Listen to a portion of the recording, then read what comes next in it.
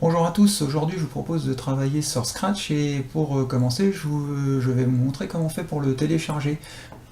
Donc je démarre un navigateur, moi j'utilise Firefox et je vous propose de passer par le site du collège, donc collège les Jacobins. Voilà, c'est le premier dans la liste, hein, c'est Sepia. Donc on y va, on arrive sur le site du collège. Alors, sur la page d'accueil, vous avez déjà un lien pour aller à la page de téléchargement, mais au cas où ce lien disparaîtrait, je passe par toutes les disciplines, ici, toutes les disciplines, je vais chercher Techno, et dans Technologie, je trouve des liens Scratch, MBlock, SketchUp. J'ouvre cette page, et je vais sur le lien qui correspond à Scratch. Pour installer Scratch, je vais déjà devoir installer Adobe Air. Donc moi je travaille sous Windows, donc si vous êtes sur Mac, vous prenez la version Mac, mais moi je vais prendre la version Windows. Donc je fais télécharger. Voilà, je vérifie toujours qu'il ne me propose pas de télécharger d'autres choses et je télécharge dès maintenant. Le téléchargement va bientôt commencer et je choisis d'enregistrer le fichier qui va se mettre ici dans ma barre de progression. Voilà, mon fichier est téléchargé, la petite flèche est devenue bleue, donc je double-clique pour l'ouvrir et je lance l'installation. J'accepte les termes de la licence, j'accepte l'installation. L'installation se fait. L'installation est maintenant terminée concernant Adobe Air. Je reviens en arrière pour revenir à ma page Scratch et je vais maintenant installer l'éditeur hors ligne Scratch, ce qui veut dire qu'il va être posé sur votre ordinateur.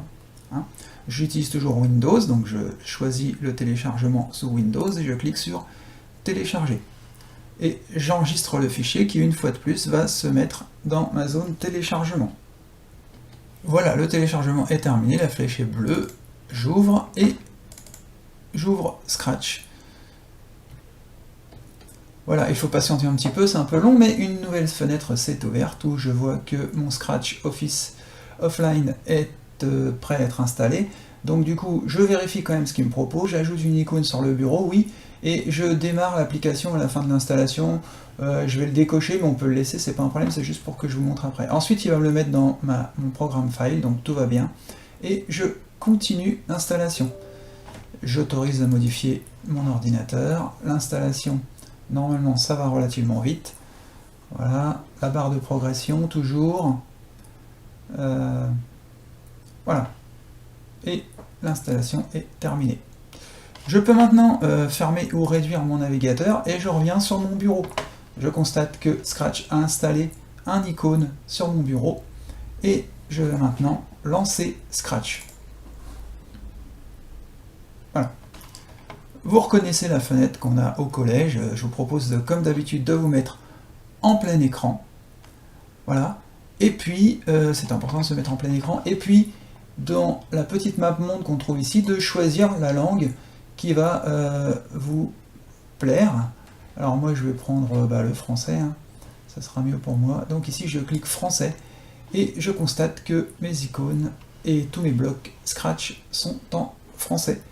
Voilà, on est prêt à l'utiliser, il n'y a plus qu'à, et bien, ce sera l'objet d'une prochaine vidéo.